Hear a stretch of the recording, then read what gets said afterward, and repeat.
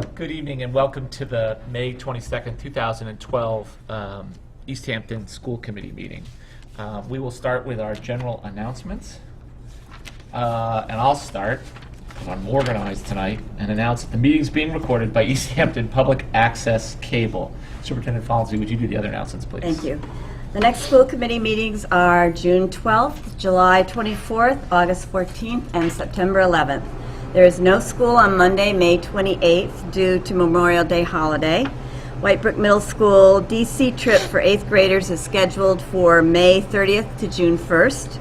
The all-school spring chorus for Pepin School is May 30th at 9:30 in the Pepin Auditorium, 9:30 a.m. The all-school spring chorus for Center School is May 31st at 9:30 a.m. in the Pepin Auditorium. Senior outing is scheduled for Monday, June 4th. The PTO Ice Cream Social, Center Pepin Book Fair, and Elementary Art Show is on June 6th at 6 o'clock p.m. at Pepin School. Whitebrook Middle School Fine Arts Night and Chorus Show is scheduled for June 7th. Easthampton High School Senior Harbor Cruise is scheduled for Thursday, June 7th. Easthampton High School graduation is scheduled for Friday, June 8th. Whitebrook Middle School Awards Night is scheduled for June 13th. Whitebrook Middle School 7-8 grade Field Day is scheduled for June 14th. Center Pepin Field Day is scheduled for June 15th. Whitebrook Middle School 5-6 grade Field Day is scheduled for June 15th. Whitebrook Middle School Drama Club performance is scheduled for June 18th. Whitebrook Middle School 8th grade Semi is scheduled for June 19th. And Whitebrook Middle School 8th grade continuation and last student day is scheduled for June 20th. Thank you. Are there any other announcements? The school committee would like to thank Kathy for helping tape tonight's production. Easthampton Public Access Cable Station is always looking for volunteers to help with the televising of city government meetings. Please, if you're interested in assisting, Greg is always looking for volunteers, and his phone number is 413-203-1360. Gifts. We have gifts tonight? There are no gifts? That's just, they're gifts. We'll get them the next time. All right. Is there anyone here this evening who would like to speak on a matter that is not already scheduled and on the agenda where you're not already scheduled to speak? I thought it was a great letter, Nancy, and I hope more folks will come and avail themselves of the opportunity. Those of you who read the local paper know that our school committee member, Nancy Sykes, wrote a great article about attending city government meetings of all types, city council as well as subcommittee meetings as well as school committee meetings, and I want to just thank her publicly for that appeal and encourage folks who haven't read it to do so and to think about the importance that, of these meetings and what you can bring by coming and sharing your thoughts with all of us as elected officials. Representative democracy is representative. Part of how we know how to represent you is that you share your views with us, and that's certainly one forum where it can be done. So thank you very much. Okay, so I think we've got a wonderful presentation next, yes? We do. So Terrific. we'll bring Dr. Perrone to the podium to introduce our presentation for this evening, and we're very excited about it. Good evening, everyone. As we've worked through the design process and the building process of the new school, we had questions as we looked at curriculum and we looked at spaces, and the architects kept saying there's schools out there that are building, they're ahead of you on the schedule, and you could probably call them and go visit. And we called many schools and had some success visiting, but one school really went above and beyond, and that was Minnechaug Regional High School. Principal Stephen Hale's not here this evening. He has his own school committee meeting to attend. But he sent Gary Manuel, who is the team leader for the tech department, and 3 students, Mason Kennedy, Doug Gibbs, and Will Dieterich. And we really appreciate them being here tonight. And Ms. Gilfeather and I have visited Minnechaug on the first iteration of a visit, and they were very welcoming and really gave us a lot of information. And it led us to say, hey, we need to visit again. And so they opened the door for us one more time and hosted us and provided lunch. And they've just gone above and beyond the call to this night, where they've agreed to do a presentation about their curriculum and robotics and engineering and the way they do things at Minichog. And it's really sparked our interest in what's going on there and taking that and tailoring it to what we're going to do here and meet the needs of our students in our new building. So I really appreciate you being here, appreciate all your hospitality when we were there, and I invite you to come up and talk about what you brought. Thank you very much. All right. Do we need to move? Are they going to? Do you think it would be better if we shifted? Would you guys be more comfortable rather than having an audience in front and behind, being on this side facing that way? Would that work for you? Thinking in terms of the cameras too. But we'll shift out there. Oh, Yeah. yeah. Is that? I thought if you had everybody out there, that would be better. Okay. Okay, great. Thank you. You bet. Yeah, that was not. Yes. That's more you guys. Yeah, I actually, I live in, no, but I can cover. Yeah, that's good. What we have here is a mix of various programs that we're running at Minichog Regional High School. We have a robotics program that we run after school. We also do have it in school as a class in electronics and robotics, but not to this degree. This is a FTC, which is a FIRST Robotics, and it's a national competition. A lot of time, these students, these three are all involved with it. They spend an average of 3 to 4 hours a week for about 20 weeks to get to this level where they can actually compete at a national level. We've competed. This year we competed at 2 events in Massachusetts. And last year it was 3. Last year 3, we actually competed at a New England championship. This year we struggled a little bit with the actual controllers. They weren't communicating very well with the... We won't talk about our first competition. But the actual robot did very well, but the Samantha module, which controls the remote controller, didn't communicate very well, so we had a lot of issues with it. Yeah, a lot of issues with wiring and such. Samantha threw a temper tantrum.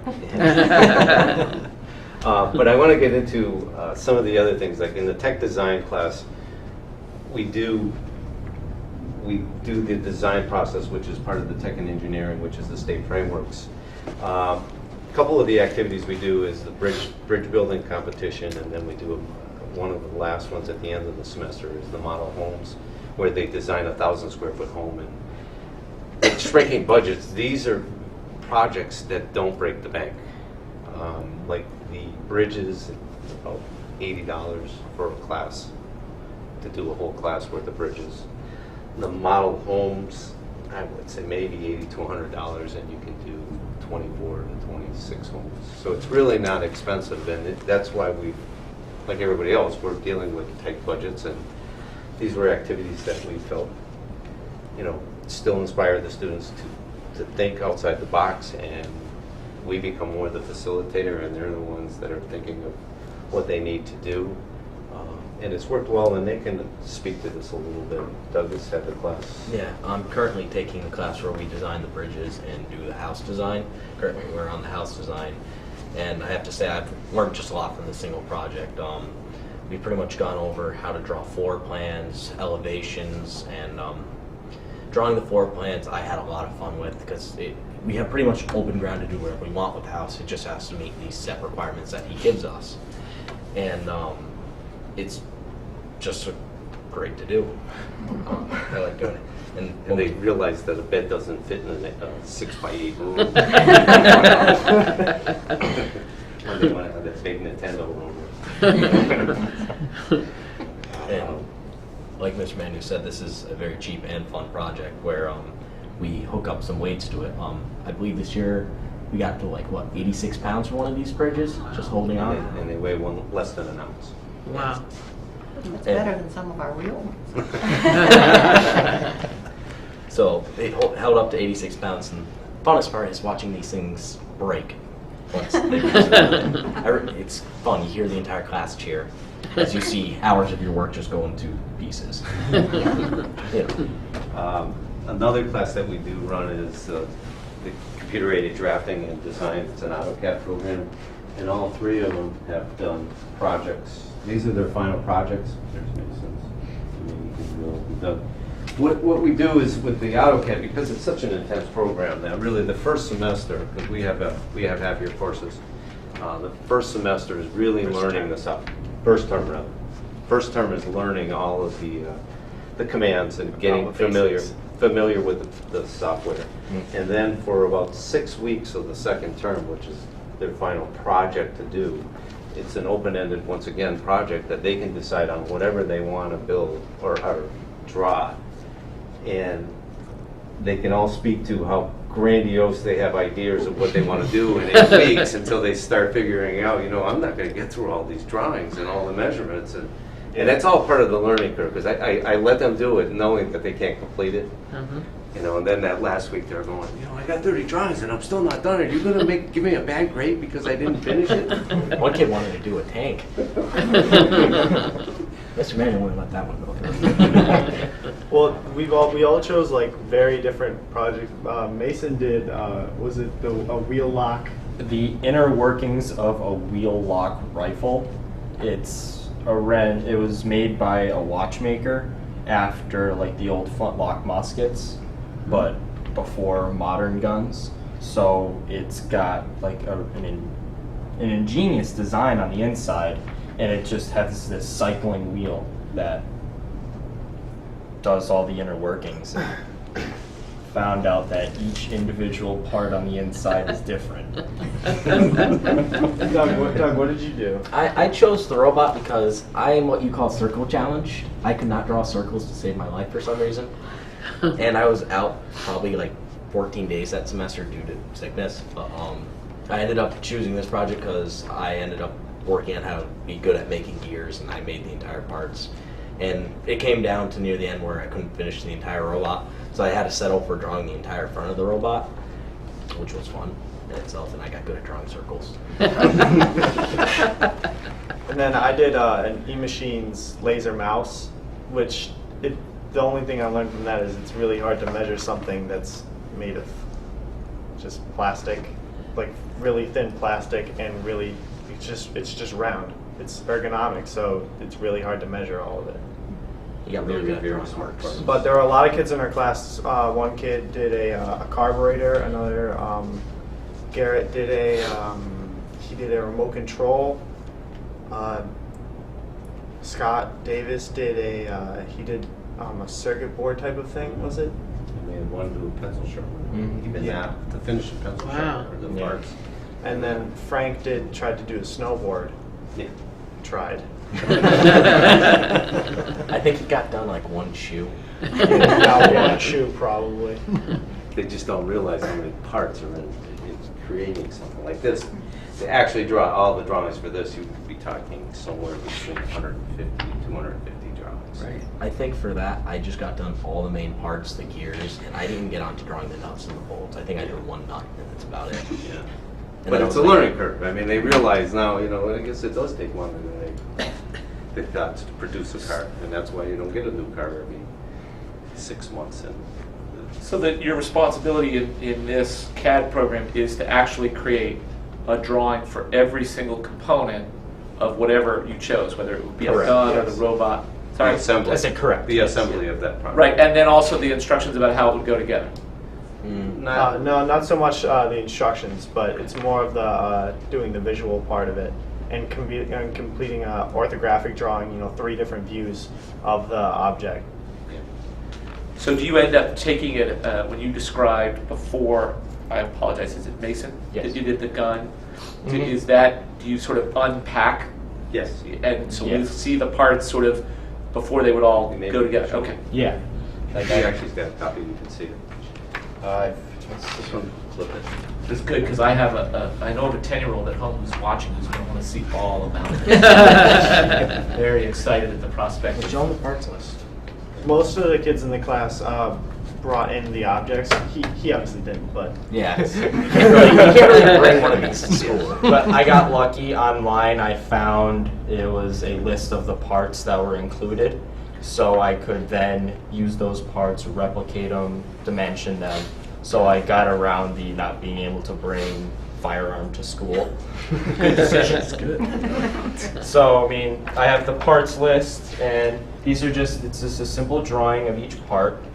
And then going on, here's one part. This part took 3 drawings because it was so complicated. Wow. That's just the front faceplate. So these are all just different views. And then just going on, like that's a simple one. Just going along all different parts, what each dimension is and everything.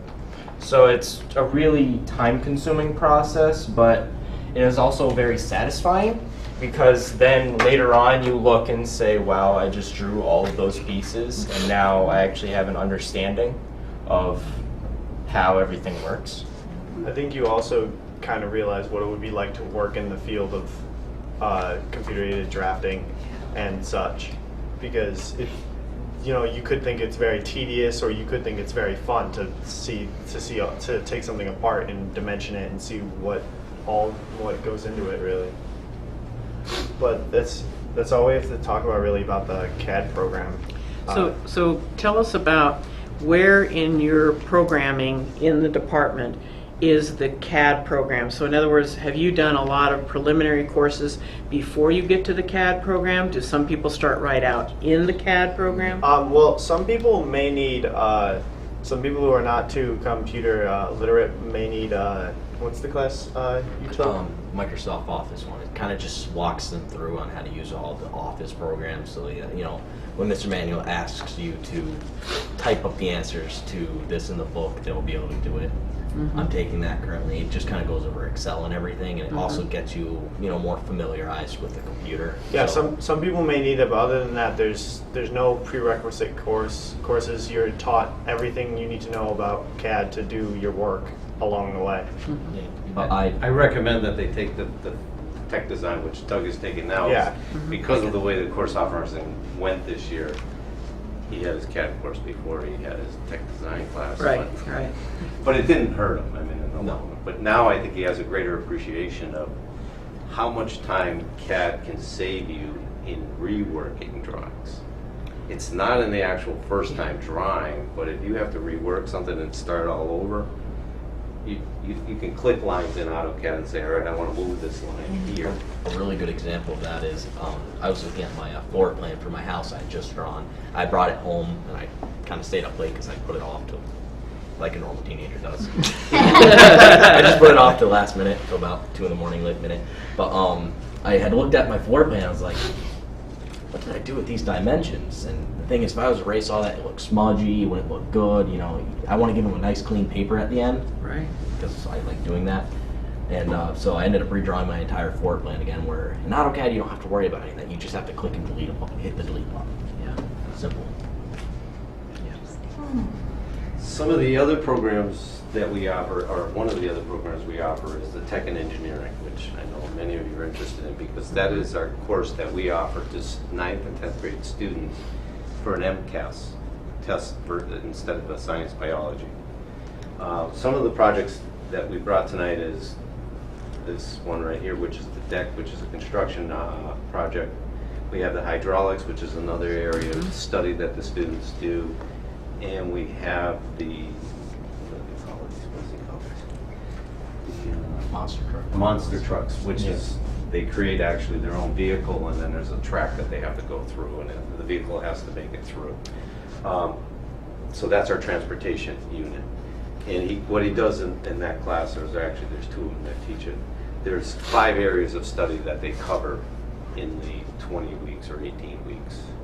So the units are much longer. Like when I do the houses, it's about 2 to 3 weeks. That's probably the longest one. The bridges is about a week and a half. These units are all 4 to 5 weeks, and it's a little more in depth.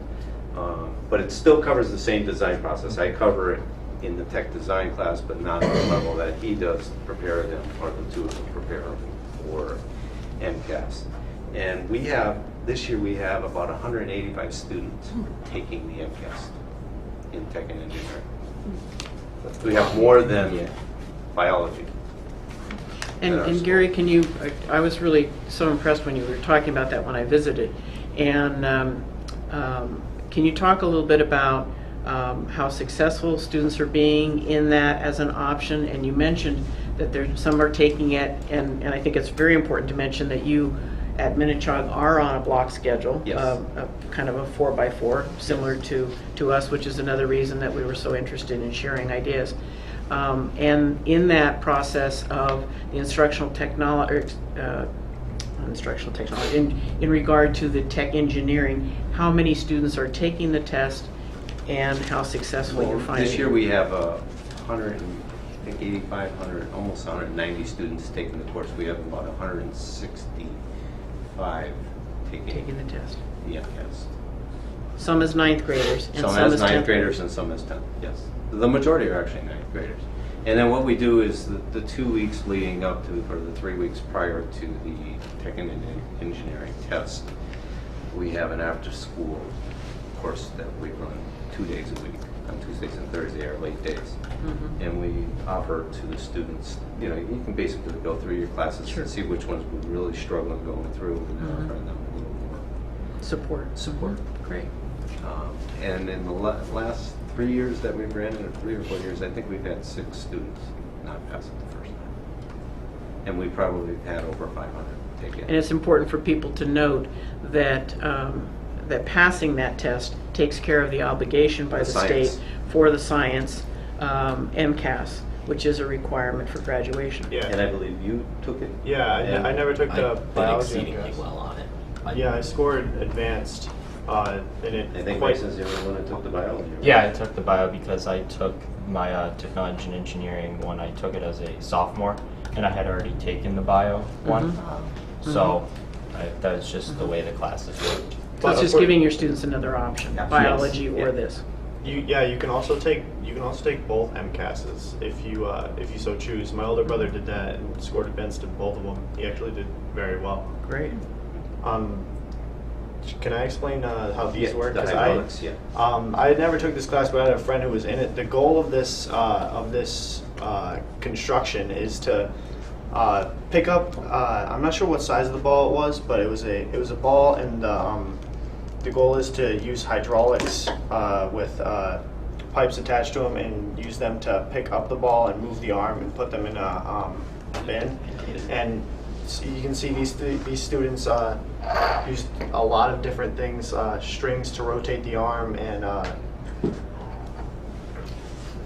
this person had like a claw type of thing, this person a bucket, and basically Dr. McCarthy was the person last year.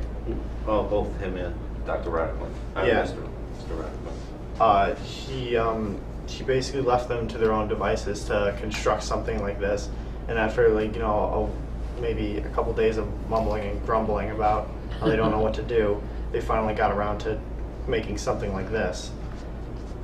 And of course, it only takes like a few syringes, a few of these, and then a little bit of wood. So it's not exactly the most expensive project. Of course, those two beat out. I mean, this is, was it styrofoam and marker? Yeah. I mean, it's Yeah, what is it, the like students $5 actually a piece? provide all the markers, and you can see they get quite detailed when they're doing this. All the furniture is to scale in the house.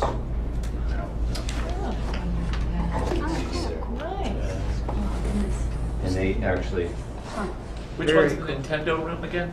This one where it says CNN in there. Well, I think the parents took. Biggest room. Yeah. You can hide that from my 10-year-old. You can put that back. but like I said, with the shrinking budgets, these are creative ways to stretch your dollar. Most of the material here, the wood, we actually take all the scraps from the wood classes for the year, and we put them off to the side, and that's what the students use to actually produce this.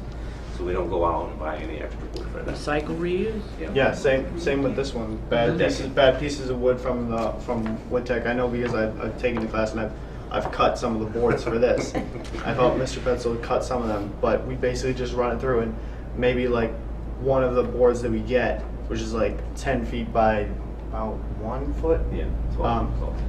It basically makes like 2 of these decks. It's really, it's just it's such a little amount of material to go, and you go into this much detail all across beams and And such. then also, if you've seen the Yes. foam underneath, Yes. they also do some testing of the R values to see how well it actually is, the insulation factor, and they get into that also. That was at one of my visits there. They were doing just that, and they had the heat Heat lamps lamps, and everything else. I yeah. mean, it was really very interesting to see how the students were doing the science involved in it. We originally did houses. Yeah, I remember doing the house. Yeah, they It was- originally built like it was, houses. I mean, like, they weren't big. It was probably about the size of this. But what we had to do is we had to build a house, and you had to, of course, build it. You had to insulate it. And what happened was the teacher would put a thermometer inside, and you'd have 3 big heat lamps on it, and see how long it would stay at a cool temperature, while the heat lamps were blasting it. Mr. Roddicklin's one. So I'm sorry, somebody What had their year hand. are you this year? I'm a senior. I'm also a senior. And I'm a junior. Okay, so you two are graduating, right? Yeah. Are you going on to study any of this next year, or? I'm going into electrical engineering. Oh, So, I'm going to environmental engineering. Okay. I'm going into plumbing. How you guys That's another term for environmental engineering. So one of the questions You're that gonna comes handle up. one end of it. One of the questions that comes up sometimes, and I think I talked to you gentlemen one of the visits I had, was about moving from what we might call a traditional wood shop, metal shop, making the cutting boards to the clocks to the whatever, to moving towards some of this kind of work that perhaps we won't be meeting the needs of all students. That perhaps this is going to be to have too much of an academic factor to it, to entice students and allow students to be successful. How would you address that concern that people might have? Well, I feel that this class is actually made for the kids who don't really do the academics. Really, these classes are more aimed towards kids like me, because I know my freshman year, I wasn't an A student. I was actually pretty bad. And at the end of the year, I got into this class, and I noticed after taking this class, I found something that I loved, and there was a dramatic change in my grades and everything. It was partly because I had a great teacher, and we did fun things that got me interested, and I learned so much from just tech and engineering that it brought me over to AutoCAD, and I joined the robotics next year. A lot of fun with that. I mean, it just really sparked my interest in learning. So I feel that these classes are great for kids who aren't really necessarily into doing all the biology, all the math. This is actually a fun way to almost incorporate a little bit of math, how to read a ruler, which is a big deal. So I think the question I was going to ask that would probably be the precursor to that, I'm just curious about what drew you 3 boys to signing up for these courses. well, when I It's the abuse we give them. Yeah. They're For going the to be most part, bored. it was my older brother had taken the tech and engineering course, and he said that it exempted you from having to take the biology MCAS. And so I figured, well, I'm not really that good at science, so might as well give this a shot. And well, when I gave it a shot, it got better. It turns out you're good at science. There's a different kind of science. Yeah. Yeah. Absolutely. And I want you to understand that we have a school of about 1,100. This year we had 560 students sign up for technology courses, business courses, and well, actually just the technology courses, 560 students signed up for next year. We had to turn away about 150 students. Sounds like a successful program. It's So it's growing in crowded. popularity, Yeah. that's for sure. And I know I was at, I guess I could say the opposite end of the spectrum. I was all doing like the honor science courses, the AP, like I'm in AP physics right now. But these classes, it does have that academic factor that you learn stuff, but it's a much different type of learning. It's a lot more hands-on, and it really draws your attention more. And it's almost a nice break from okay, I'm gonna sit at a desk, look at the board, write down notes, take a test. Right, the books versus the application. This is here. our- Yeah. Yeah, and a lot of kids After- learn way better And this typically way. in our classes, after the first term, the second term, it becomes more where the facilitator and the students become the thinkers and the producers. And it works out well. How about you? Well, my father is an auto mechanic, and you know, I always looked up to my father, and I noticed I wasn't very good in the other classes, so I decided to give this a shot, and I got pretty good at it, I guess. Yes, very apparently you got very good. I've taken, I think, a total of, maybe 4 or 5 classes now in this department. So next year I'm taking like 3 or 4 more. Yeah, after And that, I'm after that, stuck with him 2 blocks next year. It's okay. After You'll that- love me eventually. after that first semester of me taking technology and engineering, I just kind of ended up taking Electronics, robotics. electronics, robotics, and then wood shop, and now there's only one room in that wing that I've never had a class in. So I've just run that program out for all it's worth.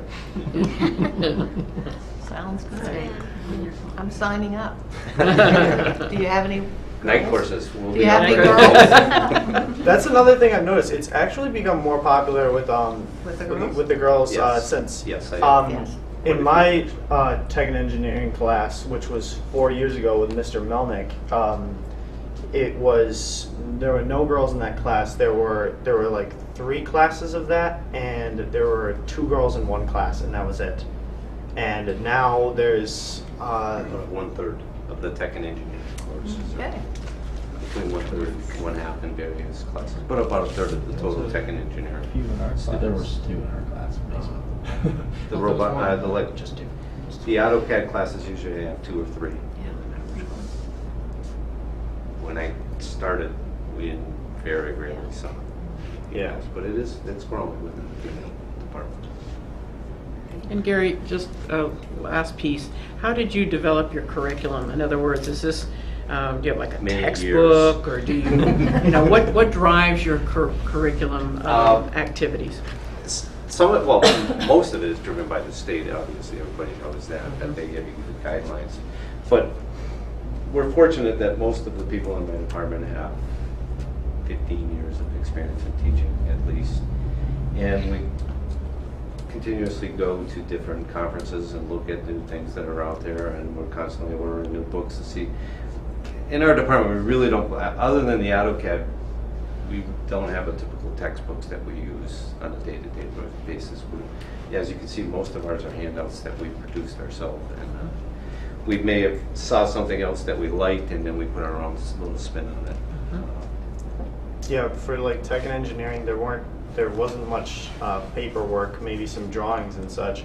But other than that, most of the class was just building things and getting graded on them. And then like electronics, we did a lot of math work, but there was a lot of circuit boards as well. Yes. And on top of that, in wood shop, you have 3 projects that are student driven that you choose yourself. So you have like maybe 6 weeks of you working on something that you chose to work on, that you're going to take home and use in your own home. But So- you start off by doing, we start off in the wood classes by doing a mass production, Yeah. where we teach the students to use all the machines in the class.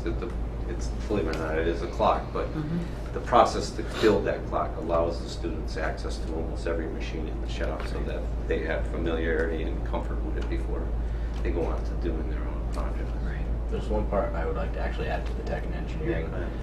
When we were taking the class, not only did we learn about all the things that took place in the house and all, we also learned about how companies do mark up their products, about how you start off with just a little pile of lumber, and how do you get up to this, and this is why it costs so much, and you understand the entire process, which I thought. And value. Learning.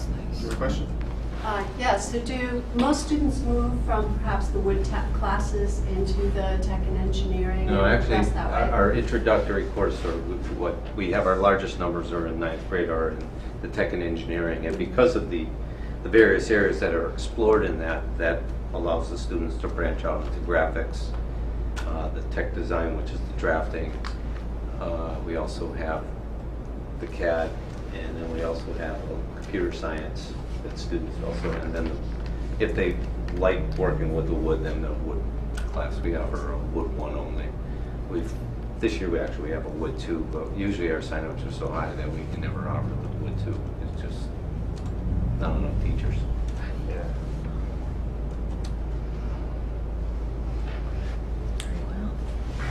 Any other questions? I think we've explained everything we really came here to explain. Unless anyone has If any you have more questions. If you have any more questions regarding the And FTC. you're more than welcome to come next year when we're in the new building and see what we We'd love have to going do on. that. Yeah. You're more than welcome for a visit. The robotics class you have now It's is electronics. electronics robotics. Yeah, so we start out the year where they learn about electronics and what makes this work. And they learn about, the circuitry. And then we go into, in electronics and robotics 1, we use a different program, a different Kid. kit. It's the gears, which is it's very durable. I think Right, yeah. that can be very, very durable, and we've had it now for about 7 years, and the only thing that's worn out are the batteries, and other than losing parts. But this is a little more delicate Yeah. than the A gears. little. Just a little. And that's the after-school This is the program. Lego. Yeah, but actually in the electronics and robotics too. Yeah, kids who are in the club can also work on this. We're Oh, doing okay. Legos in that class.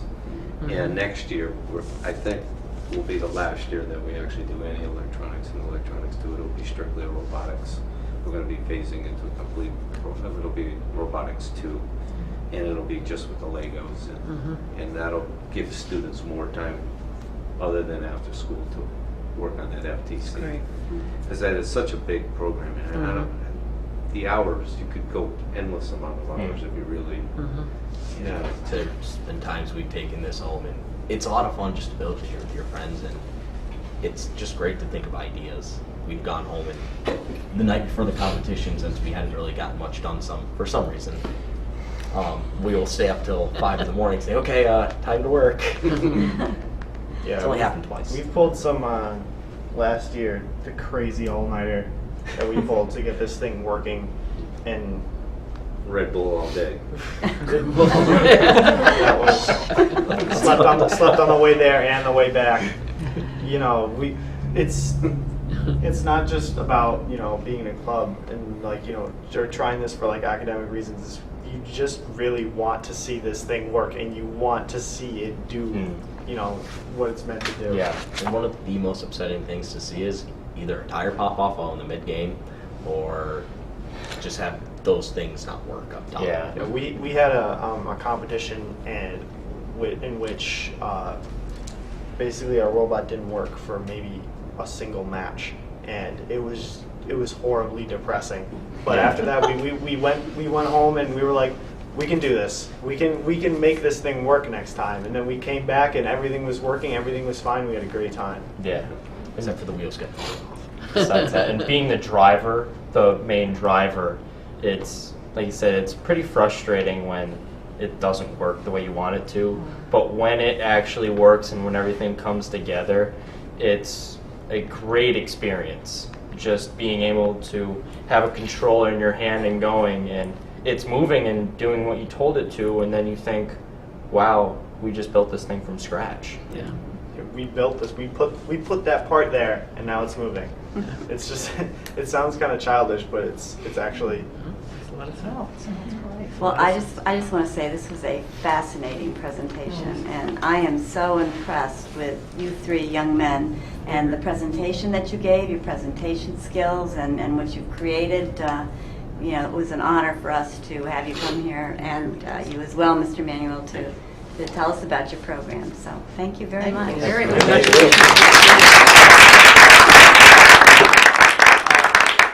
I will leave you, I brought some sample stuff. Okay. I don't remember what we gave you last time. I think this is. Good luck to you next year. Okay.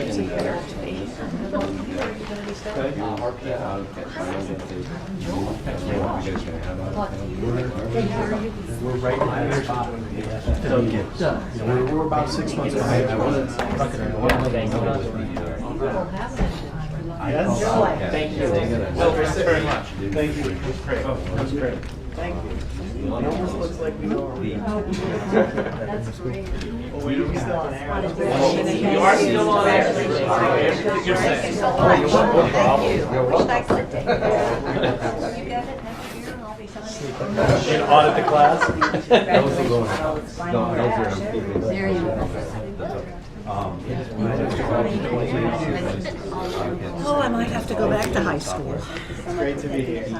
It's great we've chosen to make this type of presentation. Well, I It think feels we like all- we're making a difference. You are missing it. And this will be televised so others can see it as well. Make sure you get it. I know MSPS. Yeah. So if you see it there. Watch the box underneath. There's a box underneath. There's a box.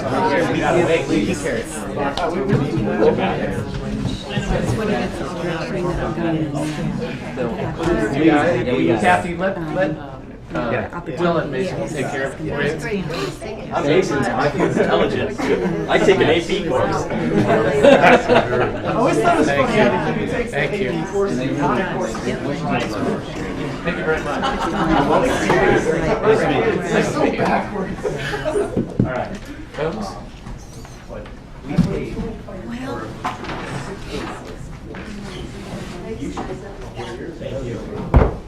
Gosh, I'm flattered by what just happened to the audience. Go on. Terrific. Yeah, that was exciting. And the good news Thanks for is staying, Sue. we'll have a video of that that'll be available to those in the community who haven't seen it. So we'll make sure we get it on our website, the link. Terrific. Well, then we have matters for discussion. Subcommittee reports from the Finance Subcommittee. We don't have a report, but I'll just announce to the committee that we are looking to schedule a meeting to go over the food service RFPs that have gone out, and they are due back on June 12th. So that is something that will be up and coming. Thank you. Policy reviews. We have not met, but we do have something that we have to put on our agenda, and that is the medical emergency response plan that just you might have recently heard about in the news. It's a new law Their website. that school districts will need to either revise or add a new policy for their district on medical emergency responses. And also, I've asked Nancy to provide an update on wellness issues with the new state, what is it called, food initiative or? Yes, the competitive food regulations from the USDA. So the Wellness Committee had their final meeting last week, and we looked at our current policy, and Andrew Stratton from Chartwell's has all the latest information on the new changes in the laws about nutrition, and so he did a draft with revisions in the policy. And I told him that I would, he and I are going to work on it a little bit more, and then I will bring it forth to the policy subcommittee meeting so that you all can look at it and determine, you know, if you want to put it forth that way or whatever changes you want to make, might want to make in it. And we also have a workshop sponsored by the Department of Education that a few of us are going to attend on the new wellness initiatives. Nancy Sykes from the school committee, and Andrew Stratton, and possibly one of our faculty members are going to attend that seminar on the new regulations, which will be able to give us more information to bring back to the policy subcommittee meeting and make our final policy version. Thank you. I was just smiling there for a moment because I got a message sort of through the cloud that we need to speak up so that we can be heard. So please remember to project your voice so that we're all heard.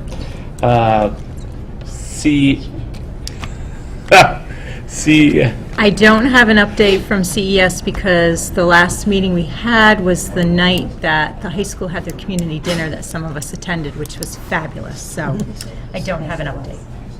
Terrific. Yeah, I'd just like to speak on the topic of wellness. I actually wasn't going to talk about this, but it reminded me of a class that I'm currently taking. it's called Conditioning for Sports, and it's with our gym teacher, Mr. Abold. And I know he's doing, it's new this year, but he's doing, I think, 2 or 3 editions of it next year.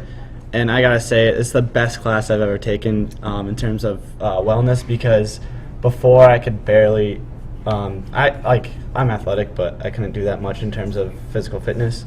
And now it's amazing what I can do. We do circuits that involve the ropes that we have attached to the ceiling. We climb the ropes. We climb, there's the blue cheerleading mats. I don't know if you guys have seen those. They're about 10 feet tall. We climb over those. We jump rope. We do, we actually, before the class, I could barely get by on a mile run. Now we've done 4 or 5 mile runs. We've run up the mountain several times. We've done a lot of physical activity, and it's an amazing class. So I just wanted to throw that out there for you guys. Thank you for telling us that. That was You're a welcome. new class that was put into the curriculum this year, I Yes, think. yes. And I believe, I was talking to Ms. Sable about it, and I believe there's going to be 2 or 3 editions of it next year, so that way more kids can take it. What's the name of it? Conditioning for Sports. Conditioning. And I was actually surprised because the group of kids that are in it, some of them you wouldn't think would actually sign up for the class. I thought it was just going to be all jocks, but it's a very diverse group of people, and we all formed a bond through this because we were all at the same spot. We were all just kind of below average in terms of physical fitness, and now we're just, you can see it, we're just climbing and climbing and climbing in terms of wellness, so it's an awesome class to take. But now I'll get back to what I was going to talk about. The first thing I was going to talk about was prom. We had that on Friday, and that was a blast. We had it at Hotel Northampton, and they served chicken and green beans and rice for dinner and some rolls and salad and things of that nature, and it was very, very good.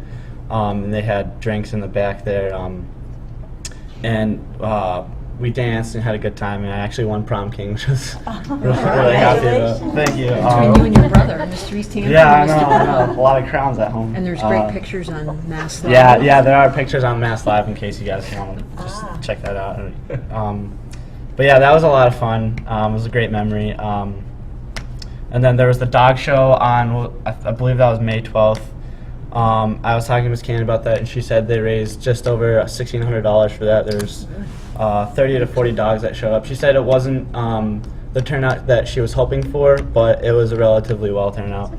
And then we have the Harbor Cruise. Before you go on, can I just interject something? Yeah. The mayor did a fabulous job emceeing that event. He has many talents, yes. Sorry, I didn't. No, that's fine. Dogs, oh my. I love dogs. I'll go to the dogs anytime. First year we didn't go. Get that Are you quote. the Where's new the dog media? whisperer? Nothing new about that. Also, you mentioned earlier the Harbor Cruise, June 7th. I'm really excited for that. We're going to be taking a bus out to Boston Harbor and taking a cruise. Hopefully it'll be a nice evening for that. Have some dinner, get nice and dressed up, take pictures, have fun. And then Thursday and Friday, next week, the 31st and the 1st, are the finals for the seniors. So I've been studying a lot for that. And this Thursday, is the 24th, is the varsity baseball senior day. They're playing Frontier, so they'll have a nice little ceremony for all the seniors that are graduating. Is it at Daly Field? It's at Booster. Booster. The game okay. today was at Daly because of the rain. The field wasn't in Okay. good condition, but it'll be at Booster Field. Okay. And then the last thing, I brought my yearbook in case anyone wanted to look at it. The design is called Stepping Stones, so it's like stepping stones into the future. Show. Can we sign it? Are we supposed to sign it? It's up to you. If you guys want to look at it Hold it later, up look for at the it camera now. there? Yeah, hold it up so everybody can see. Oh, nice. Very nice. nice. I've already read it. Yeah, it's, Me too. Anyone like to look at it? Yes, real quick? yes. Okay, here you go. course. It's never pass up a year. And the publications class actually came up with the design, and we actually, our senior class couldn't afford to do all of the pictures in color, so some of the pages are in black and white, but it turned out very well. Yes, it did. And it starts off with all the seniors and their pictures, and then it goes through the sports, all the clubs, and in the back there's some pretty funny baby pictures that you can look at. So it was very nice. It turned out well. I've always loved the page numbers, which are Yeah. the seniors holding up the page numbers. Yeah. So That's something that's relatively new. I know the past maybe two or three yearbooks have had it, but before them they haven't. So And that's all I have. Thank you. All right. Wow. Almost all that you have, Ryan. We are every year on the school committee honored to have a student representative, someone who brings a different perspective and helps remind us in word and in person of why we advocate so earnestly on behalf of all the young people in Easthampton. And I know I speak on behalf of the entire committee in thanking you for your enthusiastic and engaging presence and presentations and keeping us informed. The days that you weren't here, it was noticed. You brought no, it's not. You had other obligations. There were games to be played and events to attend, and I mention it only to offer as proof the difference that an effective student representative can have on the school committee. I hope that other younger classmates of yours at the high school will be inspired to follow in your footsteps and to try to do as good a job as you did. We do have a small token of our appreciation, which I'd like to present to you with our thanks and our best wishes. Can you remind us what lies ahead for you post-graduation? I'm scared to say this, but I am going to college. I'll be attending Bridgewater State University, and I would like to major in athletic training. So. All right. You're getting in condition for it. Yeah. You're getting in condition. Yeah, exactly. You're learning as you go. I feel like I'm going to just hop up. I'm sure other folks would like to thank you as well. Thank you so much. I really appreciate it. All right. There you go. All right. Thank you very much. I appreciate it. I have to say, I've known Ryan since he and his twin brother Connor were in my Cub Scout den in, I don't know, kindergarten or first grade. Yeah, that goes back a while. And then the carpooling in middle school. Yeah. And then seeing you in sports and hanging out with Joe in high school. And it's been a pleasure watching you and your brother grow up. Thank you very much. Proud of you. Thank you, for all thank your you. accomplishments, and good luck to you in your future. Thank you You'll very do much. I well. appreciate that. Yeah. And I do appreciate you guys taking me in and making me feel right at home. And I'm going to miss you guys when I go away, but hopefully I'll have someone even better than me next year. We'll look forward to that. Shoes to fill, Ryan. Thank you. And we hope you'll come back and visit us. Oh, definitely, definitely. And we will see you on the 8th. Yes. All school committee members are invited, and we look forward. We have two. Go ahead. Can Yes? you bring the tissues? Because I'm just saying I probably am going to cry. Probably will. Lori can probably agree with me. Don't even talk about tissues. Well, we do have two members of the school committee who have children who will be graduating along with you, and right? Yep. Who are we looking forward to seeing graduate on the 8th? Jacob. Jacob Ingraham, right? And Joe Katuzik. So you'll be in good company. Yes. That's both fine. wonderful kids. Yeah. All right. Terrific. Thanks very much. You're already crying. I'm not even at graduation yet. I always I get didn't say choked up. shush. All right. We have a superintendent's report. So ready to go. Yes.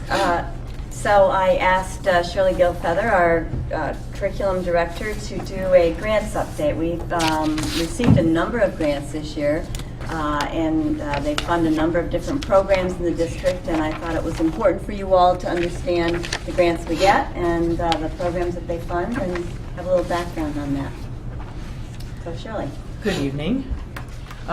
We have received so many grants this year, it seems like my colleagues as administrators in the building don't even want to get emails from me anymore because it has something to do with another grant or getting people to participate in something. So, but I do feel like my obligation in these fiscal times is to make light of anything that crosses my desk that looks like it'll bring resources into the district in order to provide training for our teachers and support for students as we continue to do the excellent work that we do in Easthampton.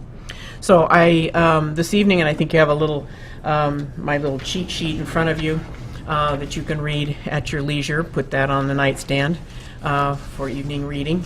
But I just want to highlight a couple of the grants that are a little bit more prominent right now. We certainly have talked in the past about Race to the Top, so I kind of skipped that one. And the first one I wanted to mention to you was the Commendation Grant.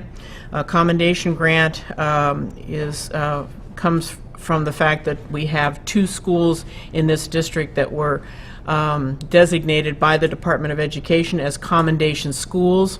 In order to be designated as such by the Department of Education, a school must show extraordinary growth, high growth in their MCAS scores, or they must show that they have reduced the achievement gap for a particular subgroup.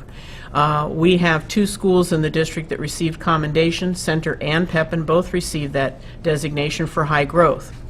I might add that Center and Pepin made 2 of the 3 schools in the entire Pioneer Valley that received commendation. So that's quite significant. That commendation grant, as we wrote it, brings $75,000 worth of services to not only our district, but also to our partner districts. We are partnered specifically with Westfield. Northampton is doing most likely a partial partnership with us through their elementary school, Bridge Street. And basically, the grant is written to bring together district schools that are level 1 or commendation, as well as district schools that are level 3 or have other designations where they might need assistance. So it's meant to be a partnership working towards sharing of ideas and working towards school improvement across the spectrum. In writing the grant, I felt it was important to include all 3 levels, elementary, middle, and high school. And again, we're partnering most specifically with Westfield, which has an elementary, a middle, and a high school involved with us, their vocational technical high school. And then, as I said, potentially Bridge Street Elementary School will be participating. So in that partnership, we have a lot of we have some level 3 schools, including our high school, but at the same time, we have other level 1 and 2 schools as well. Nice combination. The grant, basically, I wrote the grant so that there would be 2 parallel paths to this grant, and it would be around leadership.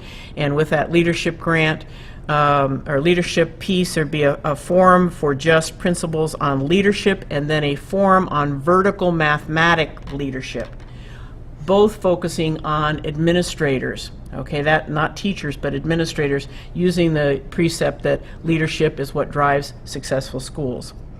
And so we have put in, or are in the process of putting in, 4 very short little segments, 2-hour sessions in the afternoon, 2 of them focusing on math and 2 of them focusing on leadership. Those little short days in the spring here have been in preparation for the bulk of the grant, which will be done this summer. And those will be 4-day sessions in the summer. So I'm really asking administrators to give 8 days of their summertime towards this grant, and again, the development of leadership. So the 2 forums for the leadership forum, we are bringing in Janet Strauss. Janet is a NISL trainer. NISL stands for National Institute of School Leaders, and the NISL is a big training segment in the state of Massachusetts, but Janet will be coming to us to do leadership training in general. She will be focusing with the administrators about the conditions for school effectiveness, and how the conditions for school effectiveness put out by the state, how administrators can use the survey data, which Easthampton completed last year, how they can use that data to improve their schools, their performance and academics.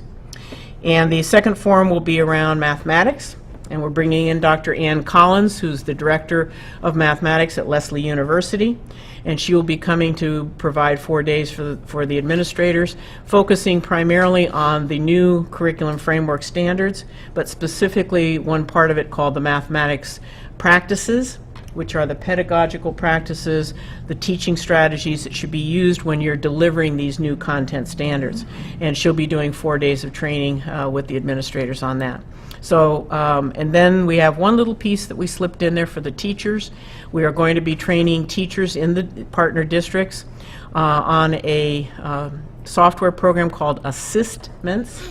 And Assistments is a program that will allow teachers to do formative assessment in mathematics at all grade levels. So for the first time, we will have a formative assessment tool at our elementary, middle, and high school using the same online tool. So we're looking forward to that, and we do have a number of teachers who have signed up for that this summer. So that's the Commendation Grant. And the second grant that we wanted to highlight tonight is based on the Massachusetts Tiered System of Support. We were eligible for this grant by attending a workshop that they told us we had to go to anyway. And when they tell me I have to go, I go. And surprise, surprise, they said, because you showed up today, you are eligible to write for a grant. And so we said, well, you know, we'd love to do that. And so we came back, brainstormed with the superintendent and other members of the administrative team. And this is bringing about $28,000 worth of services to our district.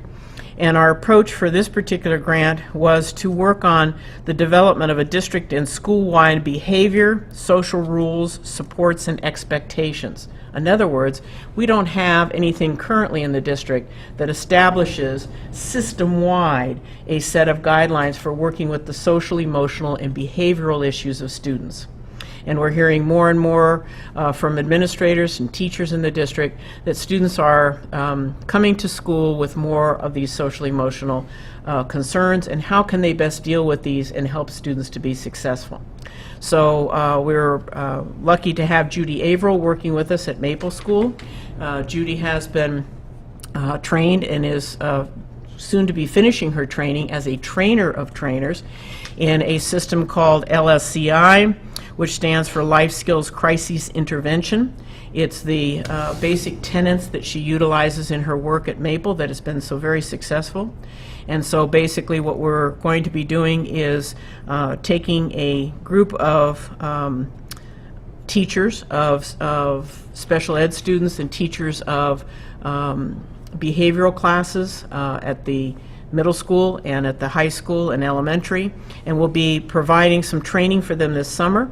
We're also going to be including in that training the paraprofessionals that work in those programs, so that by the beginning of this coming school year, we will have a team at each of the schools, elementary, middle, and high, here in Easthampton, that will have been trained in this one system to begin the process of having a system-wide social emotional program. And so we're excited about that. The principals are just turning in the list today, so we're seeing who's going to be involved in that, and we're really excited about the potential of this long-term process of addressing these social, emotional, and behavior issues.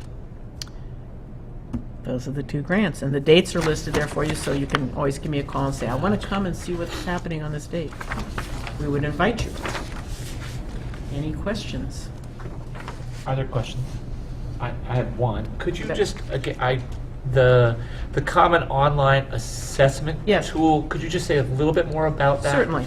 It's a program called Assistments as opposed to assessments, and the difference in the term is that with this particular online tool, students can work on specific tasks, and it does cover other areas besides mathematics, although its richest component of this online tool is in math, so that's what we're using it for.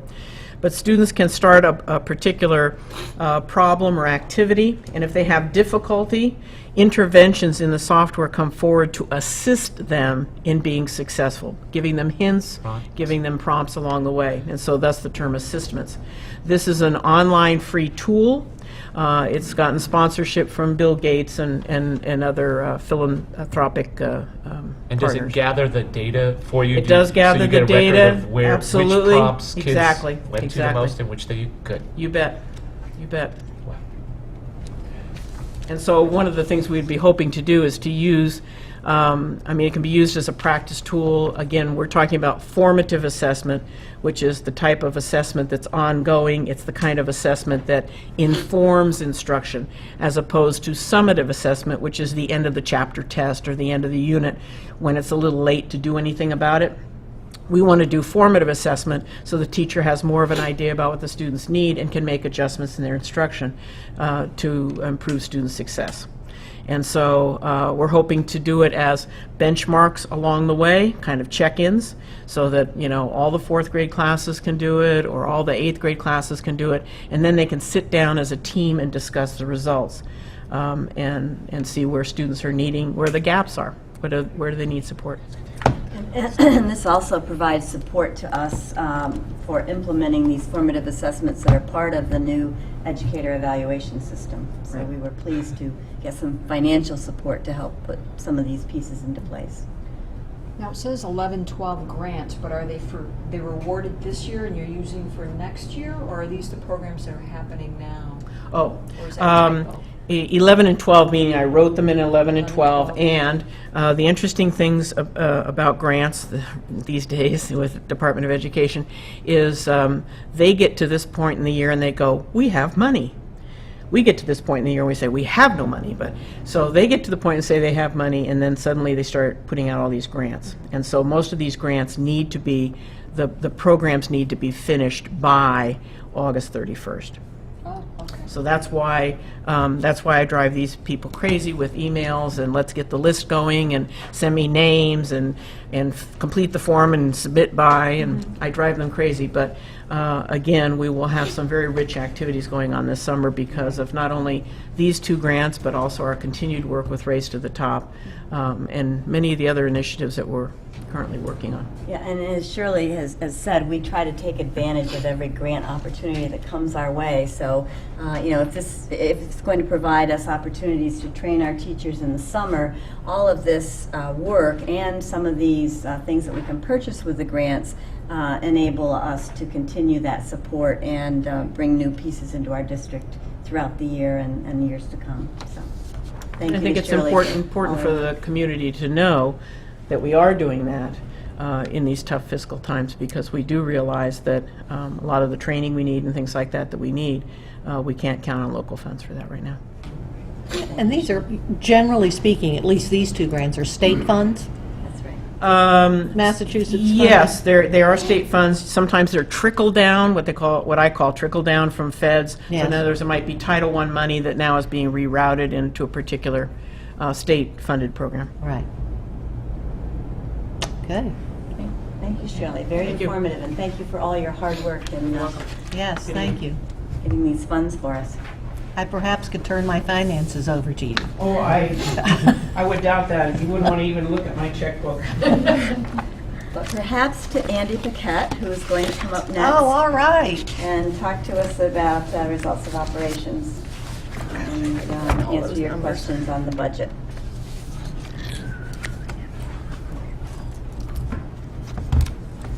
So in the packet was the update as of April 30th, 2012. Just to not create any panic, if you look at the bottom, it shows a projected deficit of $662,000.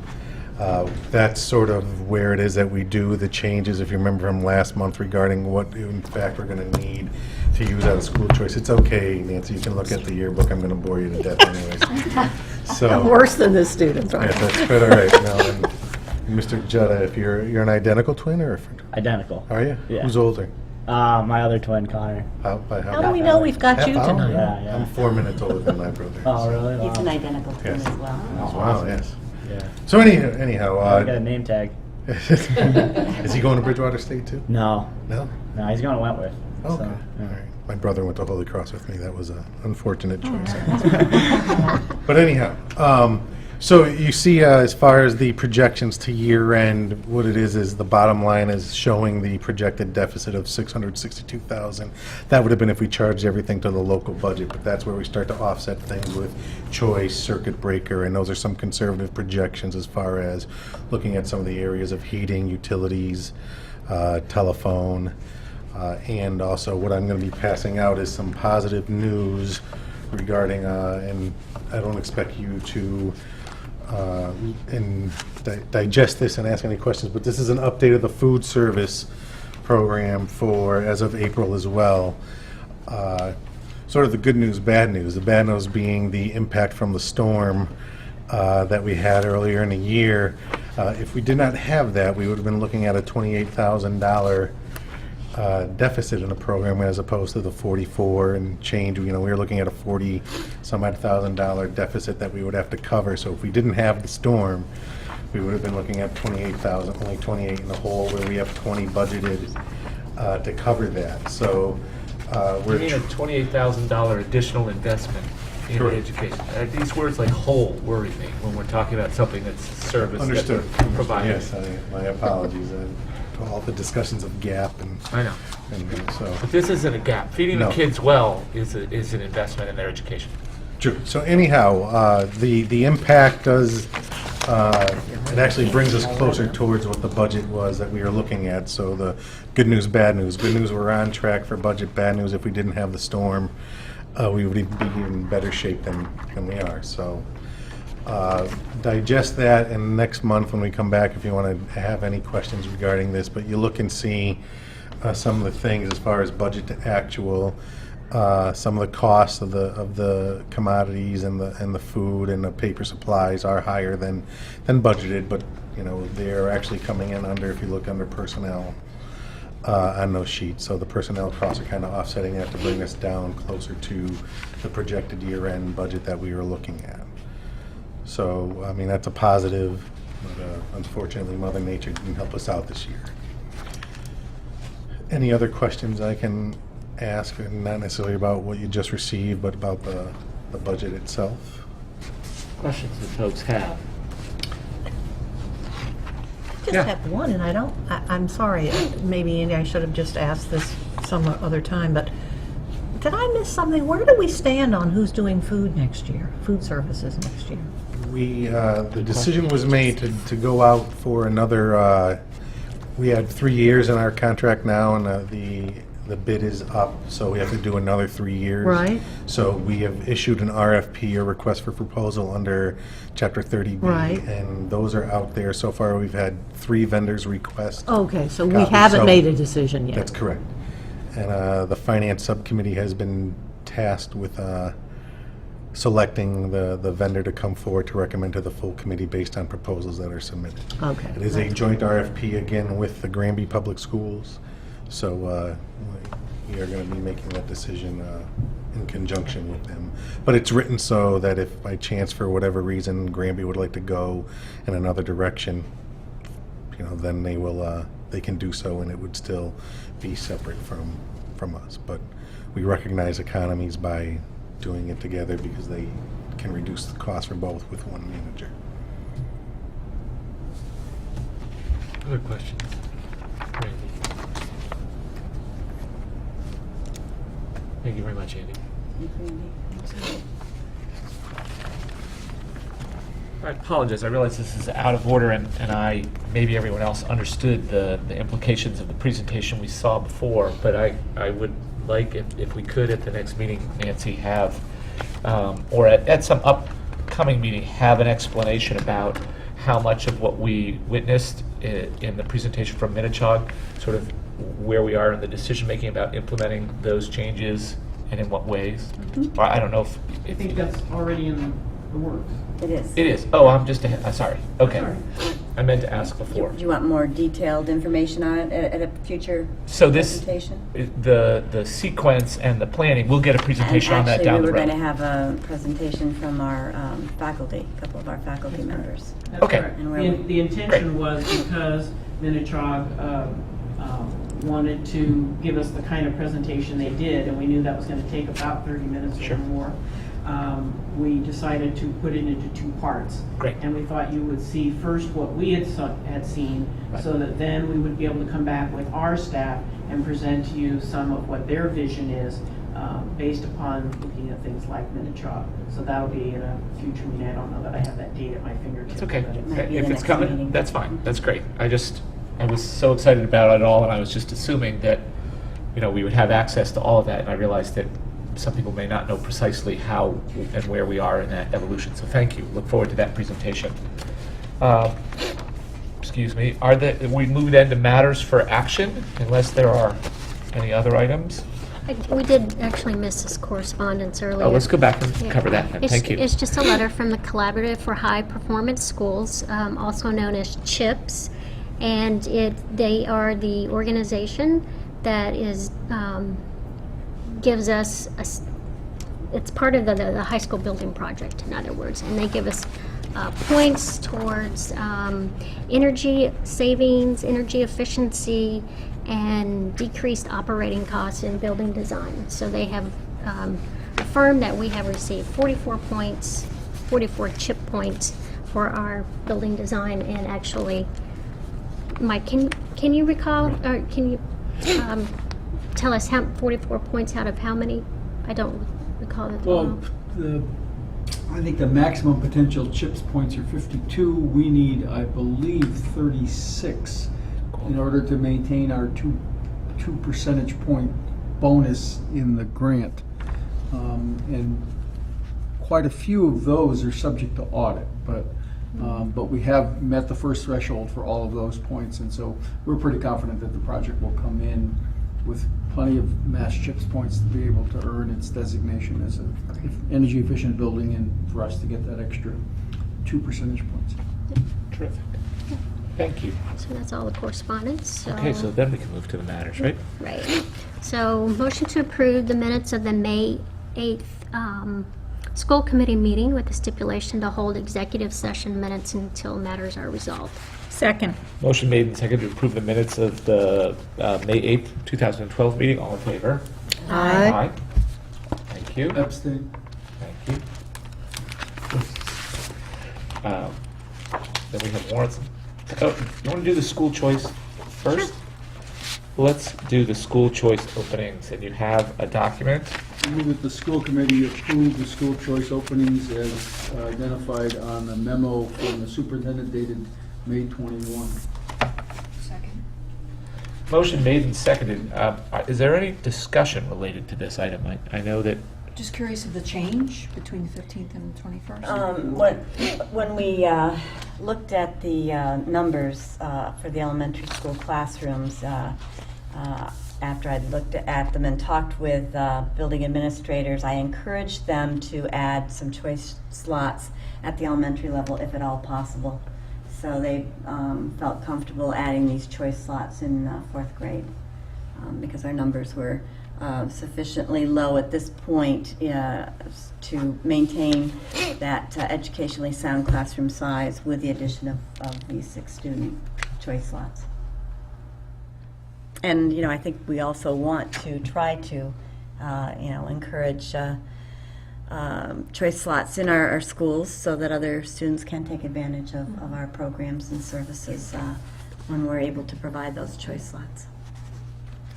Right. I would just add, and I think it's explanatory in the detail that's here, that as we were talking before about sources of revenue, we know that school choice is a in and out process. One of the places that we know that Easthampton is particularly successful, as we heard tonight in the presentation from Ms. Gilfeather, and where we got the grants, because our elementary schools are doing great work in both overall achievement and in reducing the gap in achievement, and that's what attracts people to want to come to our district, keeping spaces open. And right now we face a challenge with that because of the budget. So part of the rationale for investing and addressing the gap that we have in the budget is so that if we have staff there, then people who want to come Open up to more can choice. come, and that generates income Right. that comes into the district. So the linkage between the budget, the gap, and recovering, to use the latest terminology, those positions can produce a positive income stream for up to 12 years per student, depending on when they come in. Okay. And it also helps us to keep the students who are citizens of Easthampton in our schools, which also provides funding to our schools. Right. Either stop loss or revenue gain is good for our budget. Any further discussion? Thank you for. All right. All in favor? Aye. Opposed? Abstentions? Thank you. Move that the school committee approve the request for an out-of-state field trip to Mystic Aquarium on June 15th. Second. Motion made and seconded to approve the field trip request. All in favor? Aye. Okay, so then we'll do the warrants and payroll last. Is that okay? Move that the school committee vote to use $67,446.65 in fiscal year 2011 holdover account for fiscal year 2012 special education tuitions. Second. Motion made and seconded. Questions or discussion here? Yes, I do. I have a couple. So how many students is this $67,000 helping? And I don't even, is that an appropriate question? So this, What we're doing is this, the holdover funds, what that represents are, when we close the books for a fiscal year, we project out some expenses that will be coming in over the summer, including salaries, but there are also some unknowns. So we have 2 years to use those funds. So the easiest thing from my point of view was, because of the nature of the expenses of these, the big ticket items of some of these tuitions, was to apply it to tuitions in the current fiscal year so that we could free up funds somewhere else in FY12 to address whether it's a school lunch deficit or other areas that will ultimately help us out in FY13. So it is really just an accounting mechanism, if you will. It will benefit everybody for both FY12 and ultimately with the goal of helping out FY13 as well. okay, thank you. Of course, the alternative is to let it return to the general fund. That's correct. Got it, I see. We don't want that to happen. And my school people see that so funny. No. It's. I think it's understood. I think it's. Speaking for myself, just looking at the overall situation that we're in, I take the recommendation from Andy to be one that reduces the financial strain that we face in terms of educational expenditures, which is why I intend to vote in favor. I will say this is the first year since I've been here that we have done this. Most of the past few years, since I've been here, we have let it go to the general fund. And it's come back. Yes. At greater dollar amounts as capital funding, but those are your choices. Further discussion? Can I ask one more question? Yeah, please. Just this expense control report, Yes. are we able to match those, or can we match those numbers up with your report? Like I couldn't, so. Well, what it is that it's the accounting, it's in a different fund, because that way they separate. What you have in the reports that I provide you are the current fiscal year. The holdover account is in what's called Fund 2 for net school spending and Fund 5 for the non-net school spending. So if you see the first set of numbers changed from 1 to 2, and I only printed the last page because I didn't want to necessarily print off the detail of Fund 2 to show the various accounts where all these things are in there, just sort of with the understanding that we have gone through all the balances that are in these accounts and done the due diligence to say, yes, all obligations have been met regarding these funds, and therefore the bottom line out of that fund is available to us. I see. If you would like, I will print off and That's show okay. a Fund 5 and Fund 2 Got detail it. if you'd like. Thank you. Other questions? All in favor? Aye. Aye. Opposed? Abstentions? Okay, thank you. So now, warrants and payroll. Sorry, did I throw you off by doing it that way? Oh, no. I just thought there might be more questions about those other things, and this is more procedural. Move to approve the school payroll dated May 17, 2012, in the amount of $476,548.13. Second.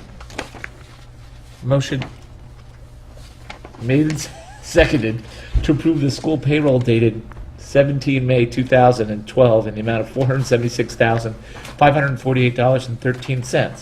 All in favor? Aye. You use that number, right? Yeah. Okay. Move to approve the accounts payable authorization for payment dated May 17, 2012, in the amount of $240,940.20. Second. Motion made and seconded to approve the accounts payable authorization for 17 May 2012 in the amount of $240,940.20. All in favor? Aye. Thank you.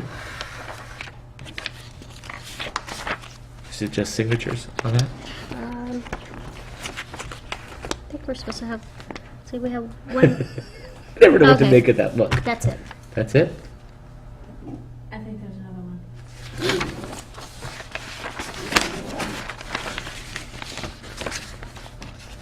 Nope, that's this one. There were two added together. Is that the two AP. 2? Okay, these 2 we've got. Hold, please, we'll get there. They're all the same. They're all the same. I think that's it. I think they just added them together. Got a lot of signatures here. So don't leave without making signatures, please. Is there any other business? Yes, don't we have something else back here? While the missed it, I Don is apologize. looking, I know that we've seen others too, but I noticed in this one some retirement confirmations that we have some long-term teachers retiring this year, so that's sad to see Ms. Nathan and Ms. Cannon leaving too, so Yes, two good of for them our- to retire. Ms. Borowski, the Right, assistant yes, principal at there's been others, right, thank you. Some of our veteran staff who have been Yeah. valued members of our educational community, and they will be missed. Yeah, very much so. That's it. Thank you for that, Lori. I agree. I always look at that and hope against hope that it's not really true. But I guess once we see that it's confirmed, we have to confront It's that. May, I guess it's going to happen. It's gonna happen. Yeah, my son adore Mrs. Cannon. I was one of the teachers, but Mrs. Cannon just terrific, and which is neat because I get to teach her son. So it's kind of a cool circle there, and I know we will miss her as well as others. So, motion. Move to adjourn? Second. Motion made and seconded to adjourn. All in favor? Aye. Thank you very much, everyone, for staying late tonight. Appreciate your thoughtful help. Good, it is Drive good. safe.